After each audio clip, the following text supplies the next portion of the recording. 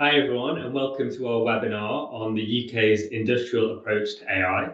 My name is Matt Davis, and I'm the Economic and Social Policy Lead at the Ada Lovelace Institute.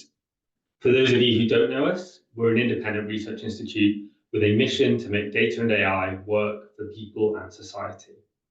I'll be chairing today's session, and I'll be joined by three fantastic panelists, on whom more shortly.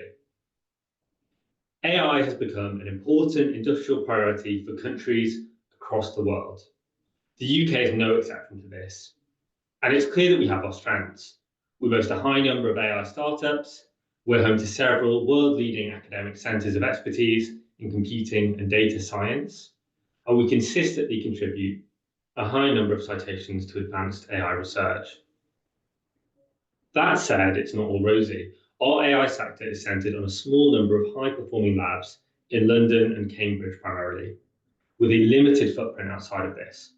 Of particular note is Google DeepMind, without which our share of citations in top AI research drops precipitously. Our AI firms, even those that are headquartered here, such as DeepMind, tend to be either wholly owned or highly dependent on investment from the US and other countries. Beyond the AI sector itself, evidence of business uptake of AI in the UK is pretty uneven. So we've seen a succession of AI strategies published in recent years and significant investments made in AI skills, in access to data, and in compute. But this flurry of activity has at times been less strategic than erratic. Positive initiatives have been stymied by poor coordination and failures to appropriately acknowledge the UK's limits. And government has rarely, if ever, expressed a coherent vision for the role that a domestic AI sector could play in the UK economy. True, strategic challenges and public benefits have frequently been invoked, from innovation in new drug discovery or low carbon technologies, or specific economic goals, such as rebalancing the UK's famously unequal regions or achieving higher productivity in the public sector. But it's frequently assumed that a growing UK AI sector will necessarily lead to these outcomes. So promoting adoption tends to be the aim, not leading or shaping AI development. There has been little reflection on the type of AI sector that might achieve particular outcomes, notwithstanding the occasional reference to the UK as an AI assurance hub or a centre for quote-unquote safe or responsible AI. So the underlying assumption here is that if we, the UK, can become an attractive location for AI investment, this will deliver sustained value for the public. Trickle-down AI, to coin a phrase. And the first part of this seems to be working, at least to a certain extent, if recent decisions by Scale, Microsoft, Wave, CoreWeave, and others to locate jobs in London are anything to go by. But the second part is a big question mark. Given the limited footprint of the sector outside of London, and the fact that it is overwhelmingly in overseas hands, are we really yielding the best possible public benefit from AI? And in other sectors, and particularly those considered to be of infrastructural importance, such as medicines and energy, recent years have seen an international turn towards the strategic state. Governments are increasingly using industrial policy tools to shape and direct growth in key sectors towards societal benefits. And we can see this trend most clearly in the example of the energy transition. Both the Inflation Reduction Act in the States and the Net Zero Industry Act in the European Union include measures to crowd in private investment towards goals linked to decarbonisation. And we're seeing the UK government follow suit, with Ed Miliband's Department for Energy and Climate Change deliberately modelling interventions like GB Energy on some of these approaches. Prior to the election earlier this year, the Labour Party expressed a willingness to step in this direction in tech policy too, and take a more proactive role in shaping technology, including AI, towards public benefit. At the time, we suggested that there was an opportunity for this year to mark a reorientation of the UK's industrial policy for AI towards more concerted and more strategic ends. And we said this would require a couple of things. Firstly, a clear articulation of what public benefit looks like in the context of AI, and what sort of AI sector will actually deliver that public benefit. And also that means understanding how AI as a general purpose technology with the potential to influence the development of other sectors impinges on long-term priorities such as environmental obligations and the concentration of power in the digital economy. Since Keir Starmer and his cabinet took office in July, we've seen a number of developments take place on this front, and we're here partly to talk about them today. So firstly, the new government has published a green paper and consultation on its industrial strategy, and this identifies the rapid development of AI as a key opportunity for the UK. And we've also seen the Chancellor, Reeves, deliver the first Labour budget in 15 years, and this has reaffirmed the government's commitment to AI-related initiatives, such as the proposed National Data Library, and also announced a review of barriers to the adoption of so-called transformative technologies, like AI, with a focus on the sectors identified in the Industrial Strategy Green Paper. In the coming weeks, we're expecting the publication of an AI Opportunities Action Plan led by Matt Clifford and a new consultation on AI regulation. And the latter is expected to recommend binding requirements on the most powerful foundation models, building on efforts by the previous government to develop an international competitive advantage or niche for the UK on AI safety. And we're seeing the consolidation of the Department for Science, Innovation and Technology into a digital centre of government. As Secretary of State Peter Kyle looks to speed up the rollout of AI across the public sector, aiming to deliver cost savings and productivity improvements in a straitened fiscal context. So taken together, do all these developments yet add up to a coherent industrial approach to AI from Labour? If so, what's new and what's distinctive about this government's approach compared to its predecessor? And what's next, particularly in light of seismic changes across the world, not least last week's US election, which seemed to deal a death blow to Bidenomics and inaugur further changes on regulatory collaboration for AI and shifts in AI supply chains across the world. These are big issues. Joining me to debate them today, I've got three fantastic panelists. So in alphabetical order, I'm joined by Amber Kack, who is the co-executive director of the AI Now Institute. AI Now is a US-based research institute where she leads on advancing diagnosis and actionable policy recommendations to tackle concerns with AI and concentrated power. Hayden Belfield is a researcher at Cambridge University, and he primarily works on the societal and security implications of AI. He's previously advised the UK, US, and Singaporean governments on this topic and published many papers in this area. And last but not least, Mary Towers is a policy officer at the Trades Union Congress. She leads the TUC's work on AI in the workplace and on worker-centred industrial strategy for AI. So we're going to start today's webinar with a conversation between our panelists, moderated by me, before opening up for questions from the audience. We'll be using Zoom's Q&A function for this, so please do submit questions using that throughout as they come to you. And please also upvote on the ones that you'd like to see answered. So without further ado, I think you've heard enough from me. Hayden, I wondered if we could start with you. After the first few months of the Labour government's time in office, what would you say the headline moves have been? Do you think we're starting to see a distinctive approach? Yeah, thanks for that. And thanks for the wonderful introduction. I think that really was a great summary of the kind of situation we find ourselves in.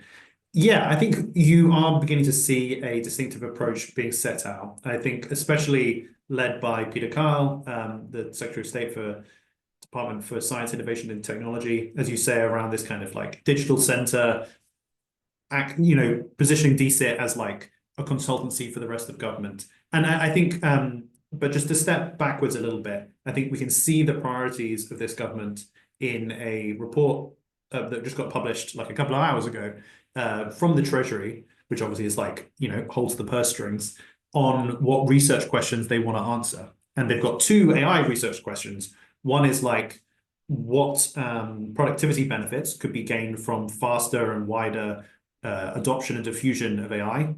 And then how can it be used in public services in order to improve, at a lower cost and to provide better public services to citizens? And I think those are the two kind of like main priorities for this government. It's like, how can you use it for productivity and growth, and how to use it in public services? And I think both of those come down to a kind of like diagnosis that's shared across a lot of ministers and so on, and the wider kind of think tanky world of like what on earth has gone wrong in their view over the last 14 years, but also over the previous few decades. And at least one thing is, we have had basically stagnant productivity, arguably for the last like 17 years since the 2008. So that is like just a horrific thing to think about, right? That's like the longest pause in increase in productivity since like the 1800s, perhaps even the 1700s. And ultimately, productivity is what determines GDP growth, is what determines wages. And indeed, we have seen like real wages essentially flat over that period as well. What is the diagnosis for why that is happening? Well, the UK has some of the lowest levels of public and private R&D spending, investment in general and R&D spending, and then some of the lowest levels of kind of automation and adoption of use of AI, robotics, and so on across the economy. So, at least partly that that kind of leads people to think maybe it's this problem of like just chronic underinvestment in capital, in science, and in automation. And people are like desperate to pull levers to, help get us out of the terrible mess our public services are in after all these many years of austerity, and to try and get some productivity growth to get real wages going again. So I think those are the two main kind of things that people are desperate to pull these levers. Just on the situation we find ourselves in terms of strengths and weaknesses, just briefly, in terms of kind of weaknesses that the UK just faces structurally, we're like a small, open, services-based economy. Services represent like 80% of our GDP, 55% of our exports. That is, good in some ways. It's like quite high value add and so on, but it means that those are all pretty vulnerable to being disrupted. The UK is also, we have some of the highest the cost of industrial electricity in like the entire G7, if not the OECD. It's very hard to train models in the UK, so companies all just train because of some issues we have around text and data mining, so people just train outside. And then obviously all the tech companies, there's not that many in the UK. And at least in part, this electricity stuff and, why we don't have really advanced data centers is to do with planning reform, planning permissions that we have in this country. It's quite hard to get planning to like build new power plants. It takes 12 years to sign up to the grid. It's very costly to build data centers. So there's some kind of weaknesses that we have, or some things that are tricky. And I think the government has definitely addressed that, or is seeking to address that. The planning reforms thing is their like main thing that they're hoping to get growth back into the economy. But then in terms of strengths, I've talked about services. We've got incredible professional services firms here in the UK in terms of like law, finance, kind of accountancy, the big four. All of those are going to be like very impacted by AI, but could really leverage it. We've got an emerging kind of cluster of excellence around kind of AI assurance and testing and ethics, safety, all of that. And we've got these, great universities and so on, these great kind of, again, clusters of excellence. So I think we've got these things that we can leverage, even given some of these like structural challenges the UK faces. And maybe just as a final thought, at least one possibility for how things could go over this parliament over the next 5 years is that access to kind of AI models, access to compute, to process to run inference on these models could become like almost perhaps, as important to many of our businesses and many of our public services as, maybe access to electricity, access to gas, oil, telecoms, or at least, kind of enter into that more area where we kind of start to think of them as utilities. And I think this gives us a sense of how kind of crucial these decisions could be, and also maybe indicate like, well, if they are kind of utilities, maybe we should be thinking of them as utilities. So yeah, I just want to leave us there. I think it's this focus on productivity, both in the private sector to get wages going, rising again, and in public services to get us out of this hole, the kind of challenges we face, but the strengths we've got as well, and like how crucial these next few months really are going to be for the whole of this parliament.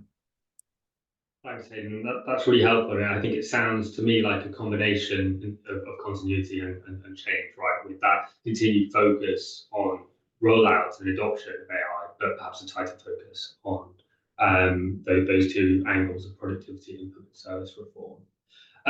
Mary, I wanted to come to you next, if that's okay, because I think another angle that we've not touched on so far is this regulatory piece, which is a big part of Labour's plans, both in terms of AI regulation and AI safety, but also plans in other areas such as the workers' rights agenda. So I wondered if you could talk a bit about how that's shaping or intersecting with the approach to AI that Hayden's just outlined. Yeah, absolutely. Thanks a lot, Matt. So the first point that I want to make in relation to your question is that obviously what we want to see from the new government is for the worker and trade union perspective on AI at work being put front and centre of AI industrial policy. And at the moment, and perhaps due to the relatively nascent nature of the government's overall approach to AI industrial strategy, there aren't yet many concrete indicators of this, both in terms of regulation of AI at work and beyond. And this current gap might also be a reflection of the fairly long-standing problem of governments and regulators tending to overlook the importance of adopting a context-specific approach to AI governance and policy making. And we believe that worker expertise, the worker experience of AI, the impact of AI on the availability, nature, and quality of work, and the nature of the employment relationship itself, the very unique nature of that relationship, all merit special consideration in relation to any kind of AI policymaking, including AI industrial policy. And there just isn't yet enough focus on this. But that said, there are certainly some current seeds of activity from the Labour government on worker-centred AI governance and the regulation of AI in the workplace. And the Labour's Make Work Pay document had several provisions relevant to AI industrial policy from a worker perspective, some of which have actually been encompassed in the recently published draft employment bill. So firstly, the strengthening of trade unions through enhanced workplace access rights and the repeal of anti-trade union laws that imposed unfairly high thresholds for industrial action. And these provisions will enhance the ability of trade unions through collective bargaining and industrial action to act as a counterbalance to purely commercial interests exerting influence over the development and use of AI at work. And many of you here will be familiar with the vital role of unions as a so-called countervailing power over the AI value chain. But the collective rights provisions in the employment bill are perhaps easily overlooked as being directly relevant to AI industrial policy in this respect. And then secondly, there's a proposed duty on employers to consult with workers and unions on the use of surveillance tools in the workplace. And that proposal featured again in Labour's Make Work Pay document, but doesn't feature in the employment bill. However, there's an upcoming consultation on this duty, and the TUC is advocating for the scope of this to be radically broadened to include algorithmic management systems. And this, of course, would enhance potentially union and worker influence at the point of application and use of AI systems at work. And then thirdly, the Make Work Pay document also referenced investigation into the impact of technology at work on workers hand in hand with trade unions, and also steps to address the potential for discriminatory algorithms. And these proposals, again, didn't feature in the employment bill or the implementation plan. And so we hope that they'll be progressed by the government by other means. And then finally, there are two legislative developments on the horizon. So the government's just published the Data Use and Access Bill. And this encouragingly doesn't feature the Conservative government's data bill reform proposal to scrap data protection impact assessments, which are a very useful form of AI-related consultation tool for trade unions. But the bill does appear to dilute existing UK GDPR protections against automated decision-making under Articles 21 and 22, a matter of some concern to us.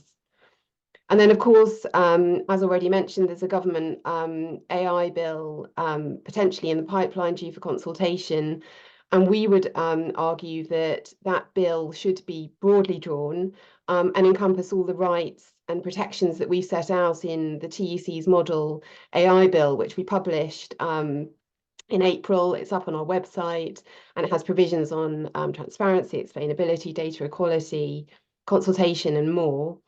Again, this would enhance union and worker ability to exert influence over the point of application of AI, but also hopefully further up the AI value chain as well.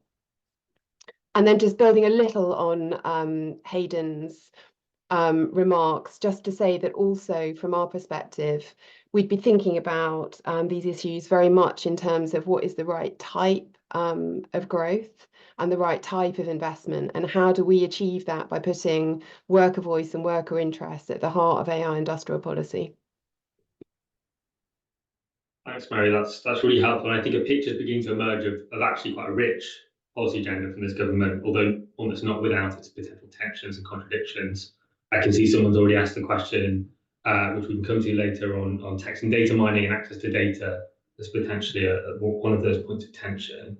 But for now, I'd just like to zoom out actually and go to Amber, because obviously you've done a lot of work and AI now has done a lot of work on industrial policy approaches to AI in different jurisdictions, including the EU, the US, and elsewhere. Is this emerging picture that you're hearing from the UK at all distinctive? Does it stand out to you for any reason? Yeah, I mean, I'd love to talk about what does sound distinctive, but maybe to start with where we're seeing more of the same. I think across the jurisdictions that we've been looking at for close to 2 years now, the sort of more emergent, vision statements through their trajectory into actual financial commitments in multiple regions. I think what we're seeing more than anything is that AI industrial policy is finding itself right at the heart of debates, including in the US, that are around diagnosing causes for geopolitical and economic decline and sort of debating pathways to resurrection. And so being laggard in the AI race has become a symbol, and this is more outside of the US, for sort of countries' real or perceived lack of competitiveness and digital sovereignty. That's very much a highly securitized technocratic debate. And at the same time, we're seeing that sort of claims to the public interest case for AI don't disappear in this highly securitized context. In fact, they're just more loosely asserted. So AI's potential as a sort of central solution to a whole range of complex public problems, whether that's the climate crisis or economic growth or deteriorating public services, is very much part of the picture, even if what's driving political attention and capital is still the broader security frame. But I think taking a step back, I think one thing that's quite interesting is that in many of these conversations, investing in AI, and I think this is true for the UK too, is positioned as an existential imperative for the state. The state must go all in on AI, because if it doesn't, it might lose out on on the future, really. And I think it's worthwhile to maybe flip that script, or we would argue in favor of flipping the script and say that it's much more of an existential imperative for industry to have government backing in that very specific way. Because while the inevitability narrative around AI is arguably at its all-time high, it's easy to forget that we're still at a very uncertain market environment when it comes to AI, right? So Goldman Sachs and Sequoia are marking their deep skepticism in the viability of this current trajectory. There's murmurs of a bubble, and it's clear that whether or not you believe it's a bubble or not, the plays that are being made for both public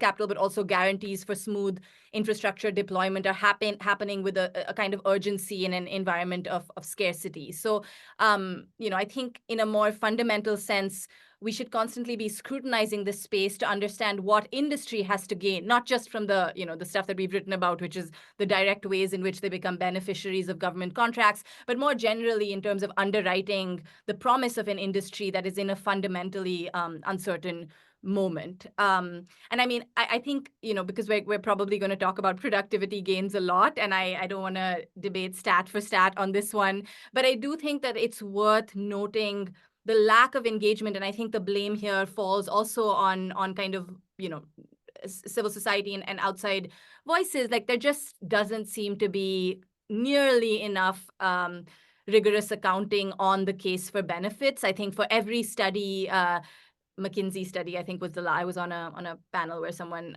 cited this, right? 30% diffused productivity gain speculation across the economy, maybe was the SAT, but we're seeing sort of evidence begin to roll in from sectors that is far from as rosy. So the one that's sticking with me is in September, there was a systematic meta-analysis that Nature published of 33 different studies looking at whether AI actually improves efficiency in healthcare workflows, like the time to, for clinicians to interpret an image. And they showed that actually at a sort of meta-study lens, there were no significant time reduction effects, even though specific individual studies from that they had looked at had already made it to like very flashy headlines. And I think the other lesson around claims of productivity and efficiency over the last decade from more rudimentary ADS systems has always been that it is often frontline workers and labor that's at the forefront of really challenging the premise of some of these efficiency claims. So,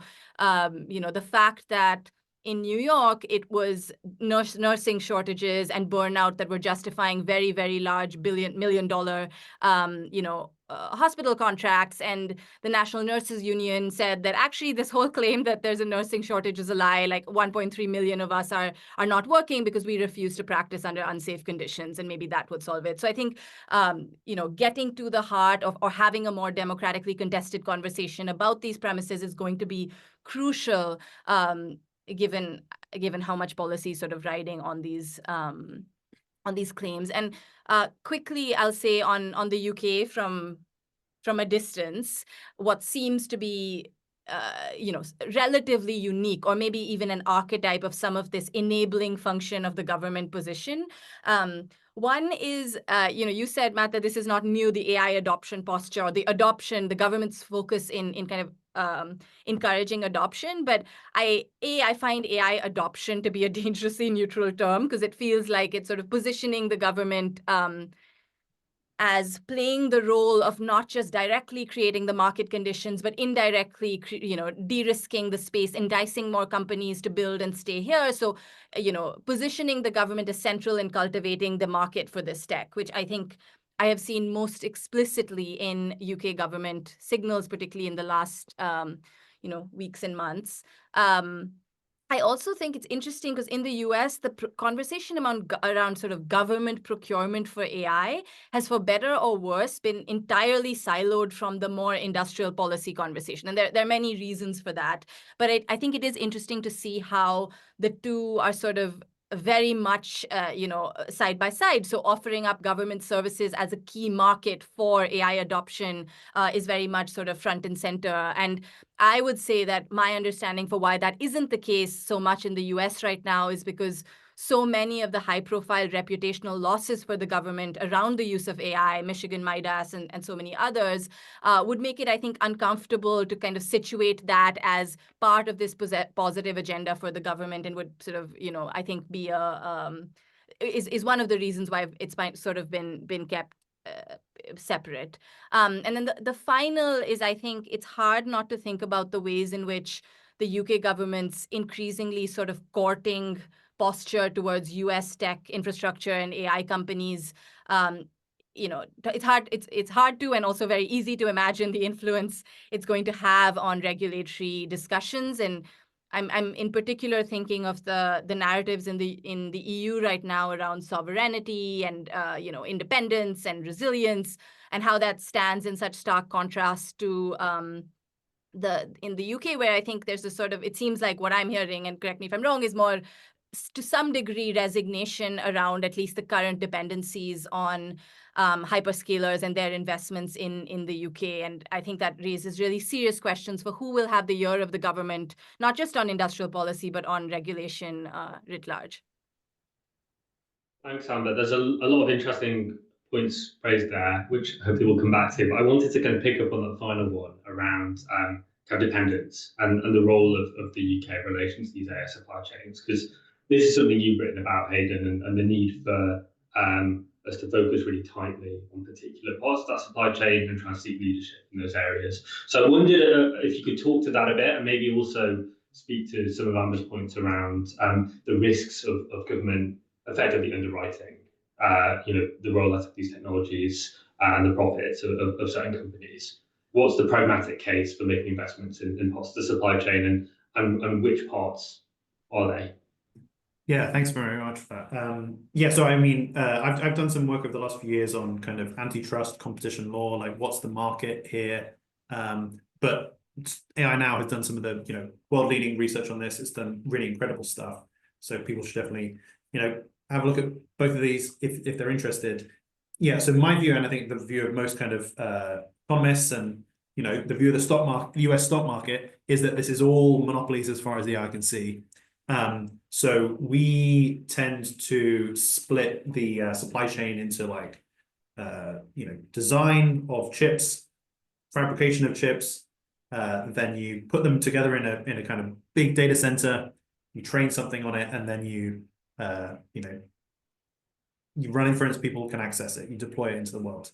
And all along there, those are like either oligopolies, i.e. a tiny number of players, or a monopoly, i.e. there's one player. So for example, ASML are the only people in the world, the only company in the world, they're in the Netherlands, that can produce extreme ultraviolet lithography machines where it, you fire a laser off this perfectly flat mirror to etch a kind of a symbol, etch a pattern on a silicon wafer. They're literally the only company in the world that can do this. They mainly sell to TSMC, which is in Taiwan, which again are like basically the only company in the entire world. They've got something like 90% market share, and especially of the most advanced, i.e. the smallest node, the smallest, most advanced chips. They are a monopoly there. In design, we've seen over the last kind of few years, NVIDIA rocket up the market capitalization until at one point they were worth over $3 trillion. They're now like firmly in that kind of top 10, and the rest of the top 10 are all like US of the world as a whole, are all the US big tech players, and at least in part that's due to their dominance of cloud. So for the cloud market as a whole, in the whole of the world outside of China, the three biggest players, Amazon Web Services, Microsoft Azure, and Google Cloud, have 60%. In the UK, it's 80% for just two players, Amazon and Microsoft. So they've each got together 40% of the UK market. And then because training these like huge systems like GPT-4 or like GPT-5 that is being trained at the moment, people might be familiar with, because it costs so much and you have to do it on these massive data centers. All of these little startups have gone into compute partnerships with the big players. So there's like DeepMind, but it's part of Google. There's OpenAI, but it's got this it's in bed with Microsoft. I mean, you've seen that even for these newer players like Mistral or whatever, they've ended up having to go into partnerships with these big players. Okay, so it's all oligopolies. Just wanted to briefly kind of discuss that. To go back to so we find ourselves in this world where we are dependent on foreign companies. My view, and I think the view of most people in the UK, is like we just really can't compete with NVIDIA, TSMC, ASML. We have got some specific expertise in chip design, in ARM, in Cambridge. There's some people there's a cluster in Bristol as well. So we've got some good stuff there. We could double down on that. So for example, chips that are designed specifically for efficiency or specifically for running inference, which is actually running these models, answering questions and so on. That's options that we could play with, but like actually trying to compete, like have our own fabs, that's immediately trying to spend $10 billion. Like both the US and the EU are spending huge amounts in subsidies to try and get more chip production. And TSMC, because they've been told by the Taiwanese government, they say, don't put any of the advanced stuff. Do not put any of the advanced stuff outside of Taiwan, because otherwise countries aren't, otherwise the the West will have less of an incentive to defend Taiwan. So can't really do that. On the frontier stuff, we do have DeepMind here in the UK. That's incredible. They can't do any training. So then, so the question is then, like, in terms of services, and that's where you're going to see most kind of actual adoption. That's where you would see productivity increases. And I think there's some really interesting ideas around partnerships between like UK companies that have a good brand, they've got lots of talent, they've got big data pools. Can they form like applications developed in partnership with these foundation model developers? So like a big UK Magic Circle law firm, trains this GPT-5 or whatever, this new foundation model on their thing. It means that like it's not just an application being built on top of this thing that could get washed away immediately or get nicked by the company, but because it's got that like because it owns the data and it's got this talented this talent base, maybe the kind of gains from those kind of apps might be shared a bit more equally. That's kind of one example. Yeah, I think I totally take the point around the scrutiny of productivity.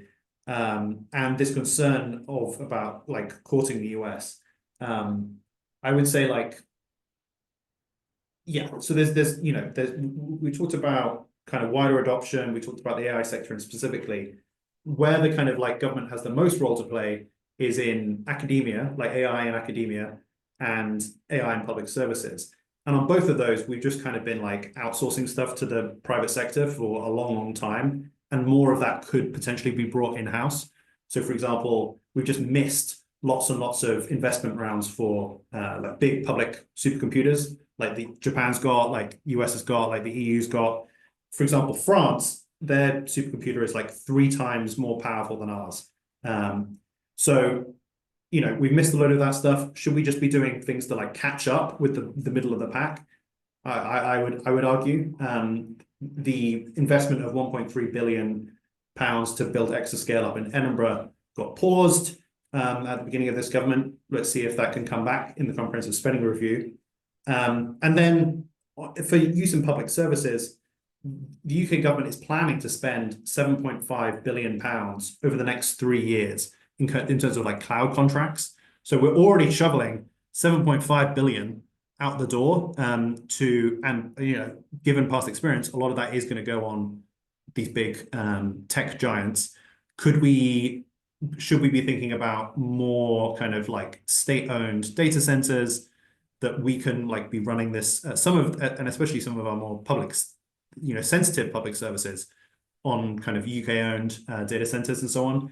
Yeah, I think so. There's the kind of like the big arguments for like, wow, this is going to be revolutionary and stuff. There's also just a bunch of things where we're like falling behind, or we're already spending this money. So is there just ways that we could kind of spend it better? Yeah. Thanks, Hayden. That's really helpful. And a very quick plug: we've just published a policy briefing mapping different approaches to public compute across the world, including this question of where do you procure from, to what extent are you building publicly, rather than in this context of oligopolization. To a certain extent, there's always going to be an element of subsidy to the private sector. There are certainly things you can do to mitigate against that risk of value capture. I wanted actually to come back to Amber now to talk a bit about the elephant in the room when we're looking at this international picture, which is what's happened last week in the United States and the election of a second Trump administration. And I wondered if you could just talk briefly about how that's likely to shape the supply chains we're talking about, but also more broadly the landscape for cooperation on these policies and any prospect of tackling big tech power. Yeah, happy to. I'll give you my. This is still in the category of hot take, and it's evolving as we get more information and signals. But I think I have sort of 2 somewhat contrarian perspectives. One is that I think the deregulatory headwinds, and this part is not controversial, are obviously very, very, very strong with the Trump administration. I think the fact that IC and the safety institutes might live, and people are sort of hotly debating that question because it's voluntary and has industry buy-in, tells you everything you need to know not only about IC, but sort of about that, the way in which a wedge is being created between the sort of safety space and everything else.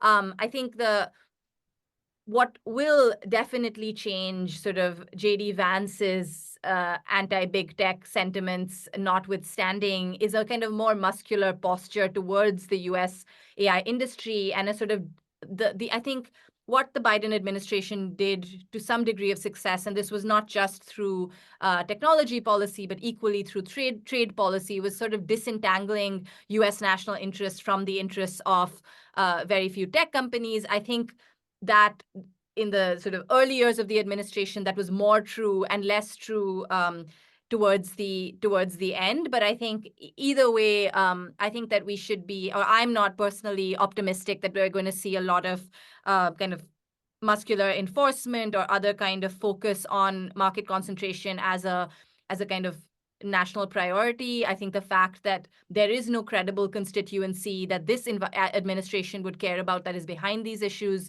A16Z and Microsoft just issued a joint policy agenda on AI for little and big tech, right? So I don't, if little tech, and that specifically, that term has been co-opted in such a big way. But if the VC-backed ecosystem is the only credible counter constituency, then especially so, I think I'm less optimistic we're going to see. I think we're going to see a sort of sharp U-turn on many of on some of that, and to some degree, I think that's going to affect competition progress that has been made elsewhere, given that Chair Khan's administration in particular, her leadership definitely gave cover, I think, for a lot of countries to move in that direction on competition policy. The other sort of, and again, depends on what rooms you're in, but it is somewhat contrarian, is I think that, like I said, towards the end of the Biden administration, and certainly in the campaign that Harris-Walz campaign, it was very clear that the sort of securitization of AI, and specifically AI industrial policy, was not a partisan issue. It was absolutely across the board. It's really interesting that the National AI Research Resource, which is one of the flagship pilot projects around public compute resources, its early origins had the flavor of sort of, encouraging more academic research on AI and diversity and equity.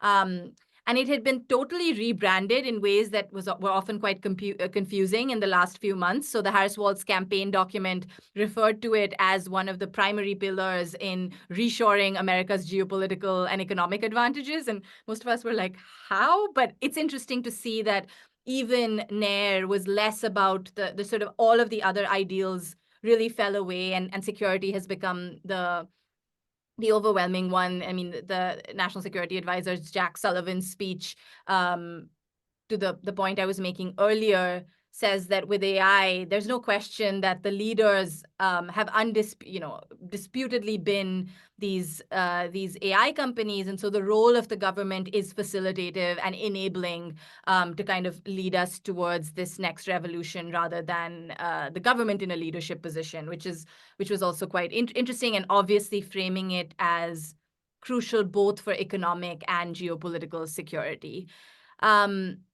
I think one thing I'll say here, and Mary, this might be, of particular interest to you, is the lesson from the CHIPS Act, and is really that these origins, or the wrapper around industrial policy, really, really matters, because it kind of tells you what constituencies both are being appealed to and who will eventually matter in the implementations of these programs. So I think, and I'm borrowing here from work that's been done by Susanna Glickman, and more of it will be public soon, but the sort of broader Bidenomics flavored promises around the CHIPS Act, which were to solve climate change, restore the middle class, be pro-worker, all of that really seems to have in its actual implementation, whether it's the rollback of environmental protections to labor condition promises, all of that became a sort of nice to have and found no place in any of the actual agreements or commitments that were made. Similarly, the lack of engagement from the kind of anti-monopoly and other progressive community bases meant that a lot of the actual implementation of the CHIPS Act has the primary beneficiaries are, a handful of companies. There's also some gnarly, I would say, entanglements between particular sectors of the VC ecosystem. And for everyone else, I think, it's for commitments on every other ground, it's been overwhelmingly non-committal. And so my quick point here is to say that even if we do see the continuation of the CHIPS Act and other industrial policy movements, what is undeniably clear is that it is going to be national security that is both the wrapper and the main constituency for all of this activity in the US. Thanks, Amber. That's a really stark picture, and I think it paints a picture of quite a constrained kind of context and sphere of action for the UK and the new administration here as well, potentially restricts the scope of the ambitions we heard about earlier. I wanted to come back to Mary and ask about, we've heard some quite stark warnings about the scope of concentration in supply chains from Hayden. We've heard from Amber about what the new US administration is going to go. I think these industrial policy conversations tend to direct our attention upwards often to the state and what governments can do. But as we've also heard from you, from Amber, and to a certain extent from Hayden as well, workers and trade unions have a big role in shaping these supply chains and pushing back against corporate power. So I wondered if you could talk a bit to examples, before we turn back to the UK, from other jurisdictions where this has worked successfully. Yeah, thanks a lot, Matt. And yeah, there are some fantastic examples to draw on from our counterparts, AFL-CIO in America. And as Amber's highlighted, obviously now there's going to be some considerable resetting of the AI policy agenda in the States. And to be frank, that's a tragedy from a union and worker perspective, given the achievements of our counterparts, AFL, CIO, making great headway in putting workers at the heart of AI industrial policy in the States, with unions having had a seat at the table at government level, AI policy forums. And I think in light of the Trump administration, there's a renewed urgency and duty on the UK Labour movement to take up this baton from our union colleagues in the States, build on their achievements, and shore up our protections against a sort of authoritarian and anti-democratic AI future. So here are some examples of how my American and European counterparts have successfully shifted industrial priorities on AI. So there's the campaigning work of unions for new legislation. Some great work by my colleagues in Europe, the ETUC, in relation to the EU AI Act, making sure there was a shift in terminology there to make specific reference to employment and workers, and the categorization of AI in employment as a high-risk area, meriting regulation. And then also my counterparts in Spain, CCOO, through social dialogue, that resulted in the Spanish riders law and provisions on algorithmic transparency there. And then in the States, AFL's work in terms of guidance, the importance of guidance and principles and best practice in a workplace context with the application of AI. They secured, flowing from Biden's AI executive order, guidance from the Department of Labour with principles and best practices for AI developers and employers to centre worker well-being in the development and deployment of AI, and putting worker engagement at the heart of AI development. And then standardization. Again, my counterparts in Europe at the ETUC have undertaken a huge programme of work influencing the development of standards flowing from the EU AI Act, bringing the worker perspective to that and ensuring that AI standards don't infringe on the terrain of social dialogue and collective bargaining.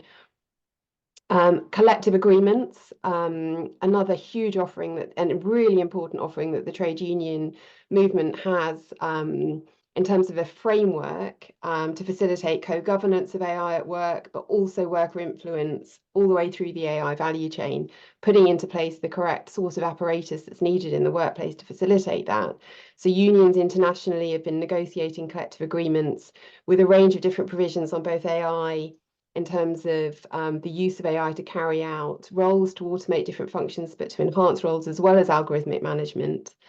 And those provisions range from provisions on human review, IP rights, putting in place algorithm committees, transparency, explainability, remuneration, and specific examples include the highly publicised agreements on AI and intellectual property rights secured by SAG-AFTRA and the Writers Guild of America. But there are also many European examples, and Uni-Europa and Public Services International have databases of collective agreements with example clauses on AI. And then, of course, industrial action. So use of industrial action, both to draw red lines around the use of AI at work. Again, SAG-AFTRA and WGA in the States, prime examples of that, but also more recently, video game performers who are undertaking industrial action through SAG-AFTRA to protect and secure their rights over digital replicas. And then also not to be underestimated is the industrial action and other forms of action from tech workers themselves, indirectly exerting influence over the development of technology at their workplaces and other practices. So current examples of that, the industrial action being undertaken by a range of different unions relating to Spotify, the workplace practices of both Spotify and Tesla, in Scandinavia, and I think that's a prime example of how the importance of collaboration and how different trade unions and workers from different sectors are coming together to raise objections over practices at big tech companies, and also other actions, for example, by tech workers at Google over ethical practices in the development of AI, as well as whistleblowing workers at companies like OpenAI.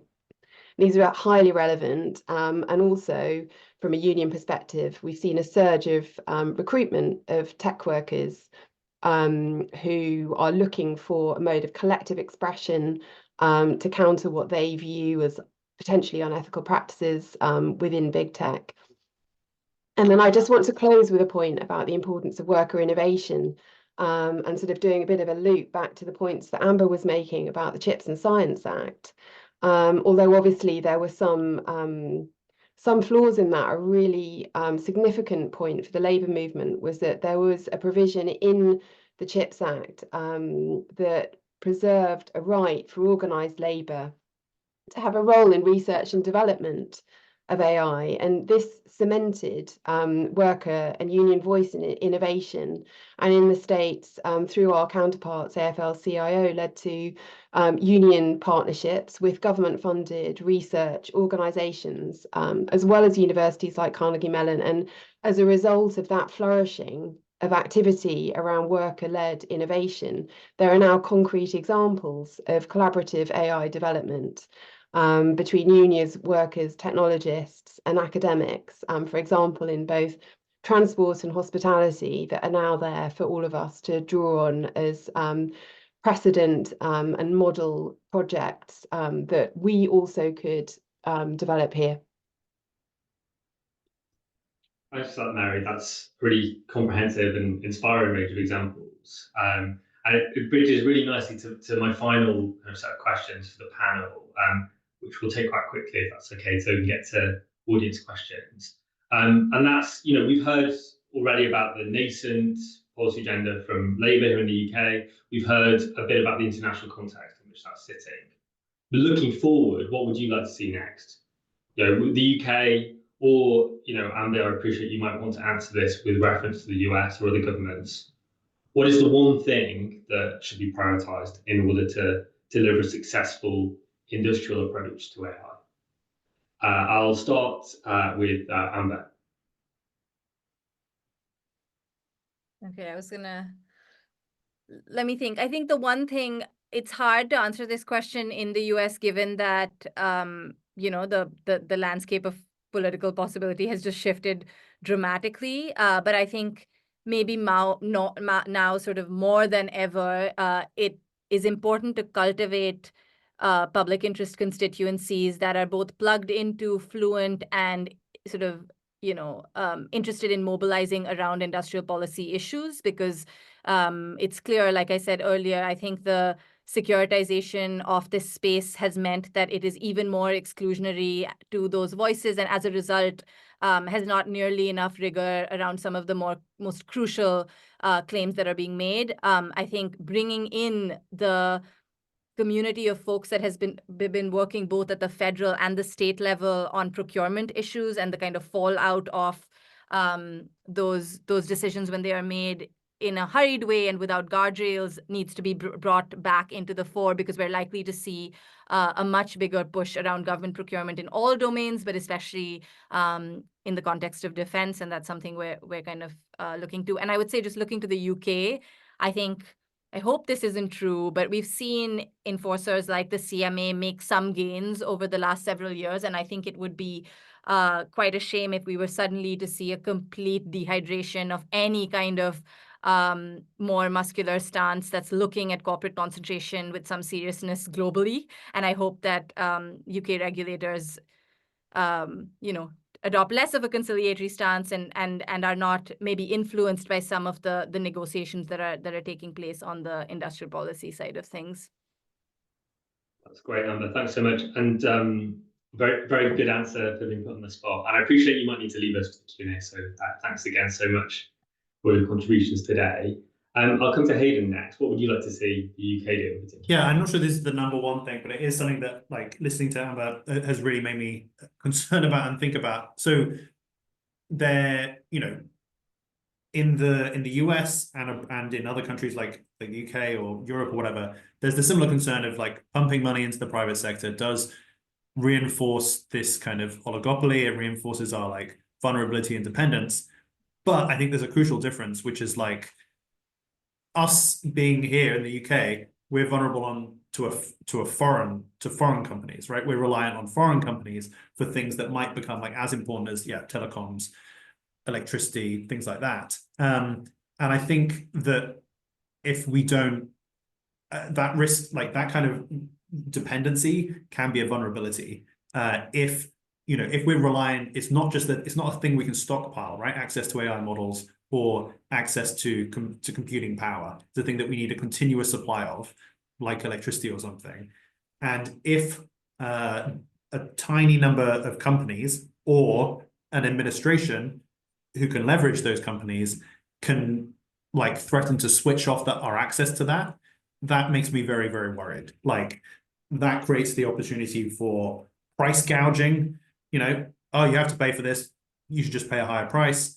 It creates the opportunity for arm twisting. Oh, well, you want to carry on having access to US AI and US compute? Well, you should probably go along with us on X, Y, Z, whatever. And it raises the ultimate problem is that we could just get cut off. And then, if we've integrated AI into a lot of our businesses and public services, where are we then? So that is one thing that that kind of like how our dependency on this thing can become a vulnerability to price gouging, to arm twisting, to being cut off is something that has just really jumped out at me from what Amber was saying and is very concerning to me.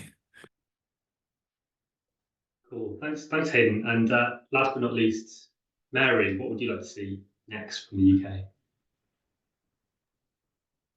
Matt, can I choose a bit? And instead of sort of homing in on one measure, I just really want to home in on the focus of the general approach. I mean, in a way, the narrative around the strategy, and it's returning to this point that I made at the beginning about what type of investment and what type of growth do we actually want, and why do we want it? And the Invest 2035 industrial strategy consultation, it sort of focused very much on how to remove barriers to investment and growth. And we've just asked such a different question from a worker-focused AI industrial policy perspective. And that's how do we make sure that we attract and achieve the right type of investment and growth? And that's investment and growth for the common good. And how do we make sure that workers are at the heart of this? How do we democratize? How do we fully democratize AI industrial policy and engagement in the AI value chain? And in that respect, we say that unions have an absolutely vital role to play, and we've got all of the ready-made structures. You know, unions are all about people, and we're all about facilitating collective expression of interests and needs of workers in the workplace. And we can also give collective expression to worker expertise. And the structures that we've got to offer, you know, the democratic structures through our motions, through our operation by committee, through collective bargaining and through collective agreements.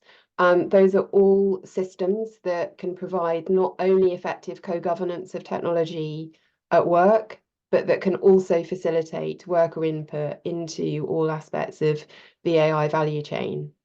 And so just speaking in very general terms, you know, what we would say is that in order to ensure truly useful innovation and true enhancement of productivity for the common good, workers have to be at the centre of AI industrial policy, and unions have a vital role to play in that.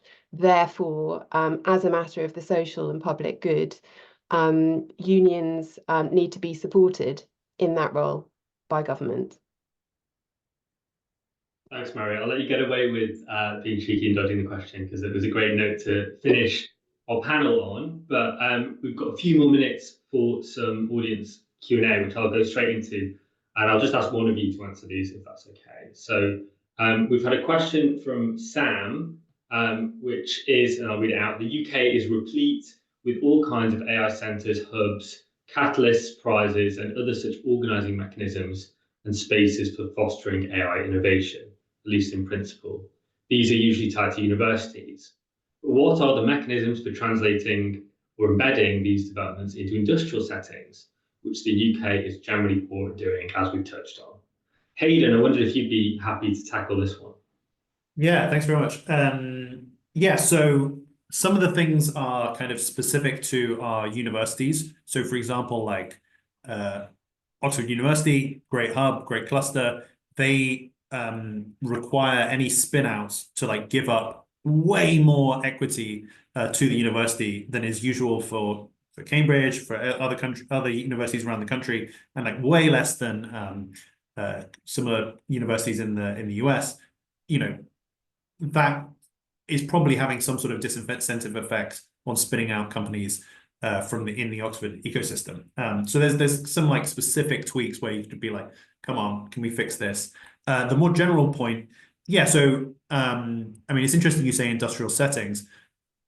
There's not, you know, there's not a huge amount of industry left in the UK. I mean, there's obviously it's still like pockets of really important stuff, but I think it's always good to remember that we're like 82% service economy. So I think when we're thinking about integrating AI, then we should more be thinking about how to integrate AI into public services, or sorry, into services in general.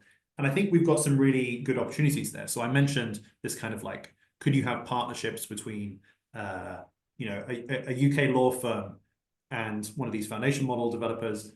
You can imagine also like we've got leading banks, financial providers. Could you know, make some combined product there?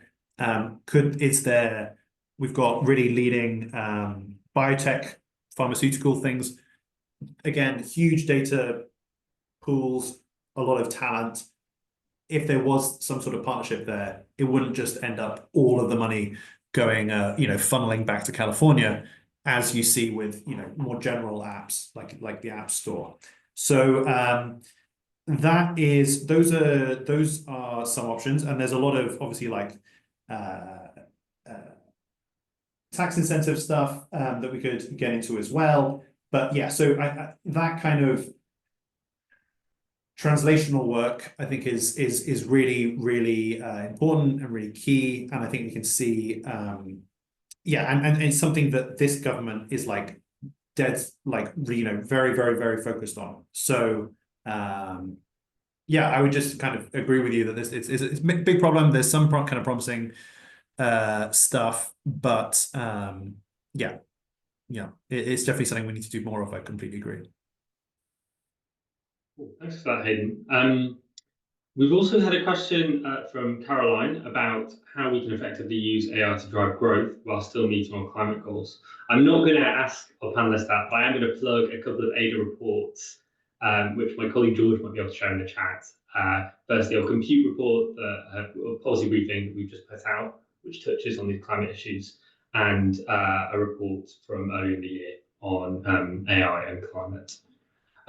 But for Mary, I'd like to ask a question in the chat that was originally posed to Hayden, but I'm really interested in your perspective on this because I know it's something that some of the TUC's affiliate unions have worked on. And this is around the trade-offs between something Hayden talked about before, which is access to data, and particularly the use of text and data mining to access copyrighted data, data that is often copyrighted, rather. And the tension between the rights of rights holders and those whose data is often protected by the law at present, and companies that want to access that data. Again, I know that's something that affiliate unions have looked a lot at, so I wondered if you could speak to that, Mary. Yeah, so 2 points in relation to that. One, we've got an increasing number of provisions in collective agreements that have been negotiated specifically to deal with this IP point and to ensure that, for example, relevant consents are sought, but also crucially, that suitable remuneration is given where creative workers are having their content essentially reformulated by AI. So there are various different example collective agreements that have dealt very effectively with that issue. More broadly, we've also looked at questions like the importance of what we call data equality and data reciprocity. And essentially that's looking at ways in which workers and unions can be equipped with a right that is equivalent to the right that employers have over worker data, and giving unions and workers the ability to collectivize their data for the purposes of, for example, trade union campaigning, or to evidence and identify where there may be discriminatory patterns at work, say, for example, in relation to equal pay and the gender pay gap. And also, by the same token, then for unions and workers to develop worker-led AI-powered tools through which they can then collectivize and analyze their own data. So we've sort of come at those issues in 2 ways, and actually under the model TUC AI bill that I mentioned earlier on in the webinar, we've got a fully worked up provision dealing with data equality to put in the hands of trade unions the right to collectivise worker data. One thing also, Matt, is that actually I'd just like to really quickly come back on the previous question about academic institutions, and just to we haven't really said much about the importance of skills and training and public funding for that. Within the trade union movement, we used to receive funding for the Union Learning Fund. We had a really well-established network of reps working hand in hand with employers to roll out training programs at work. And there's no reason why, I mean, that's a perfect structure to roll out AI-related training in the workplace. And that's multifaceted training that's needed, not only to help workers work alongside AI, but also to help them transition to new roles where necessary, and to help them negotiate around AI and data, and indeed contribute in a meaningful way to collaborations over the development of AI, the kind of collaborations that AFL-CIO have modelled in the States between workers, technologists, and academics. So funding for research, really important. And then also just a quick word about the potential importance of tax incentives in terms of directing technology towards research and development that will encourage enhancement and augmentation of role, as opposed to just needless automation of functions and the needless decimation of work and livelihoods. Yeah, so just wanted to flag that as an additional point. Thanks. Some really helpful points there. I think we're pretty much at time, so I'm going to just call it there and basically thank our fantastic panelists, Amber, who has had to leave slightly early, and Mary and Hayden. So thank you again so much for your time. Thank you to the audience for joining us. This has been a really fruitful conversation, and we'll hope to carry it on in the coming weeks and months. Mary, I think you had an event you wanted to share some information about. Yeah, we're having at the TUC, we're having a decent work conference on the 5th of December, and I'll post a link to the registration website if anyone would like to join us. Fantastic, and we're happy to circulate that to people who've signed up as well on the webinar. And Hayden, if there's anything you'd like to share, we can do the same. I guess I'll just say thanks so much for putting this on and for all the excellent discussion in the Q&A and chat. It's been really fascinating. So just like, you know, follow along with that. So thank you everyone for participating. Yeah. Thanks so much, everyone, and have wonderful evenings or days, wherever you are. Thanks a lot, Thank Matt. you. Bye. Bye, everyone. Cheers.